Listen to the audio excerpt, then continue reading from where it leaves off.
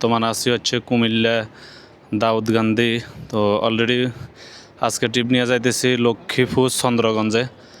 তো জোহরের নামাজের সময় হয়েছে, যাত্রীরা সহকারে এখানে দাঁড়াইলাম। অলরেডি নামাজ শেষ, আবারও সেই গন্তব্যের উদ্দেশ্যে রওনা দিতেছি। তো বিশেষ করে একটা জিনিস খেয়াল রাখবেন, সেটা হচ্ছে কবর ঢুকার আগ পর্যন্ত মানুষের ব্যস্ততা শেষ হবে না।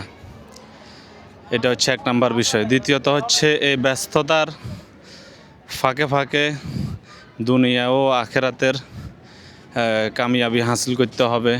শুধু দুনিয়ার পিছনে দৌড়াইলে হবে না, পরকালের জন্য কিছু নিয়ে যেতে হবে। এই যে আমরা বউ বাচ্চা পরিবার ফ্যামিলি যারা আছে তাদেরকে সুখে রাখার জন্য দেখা গেছে নামাজ রোজা সব কিছু ছাড়ি শুধু দুনিয়ার পিছনে দৌড়ায়। তো দুনিয়ার জন্য কিছু করতে হবে।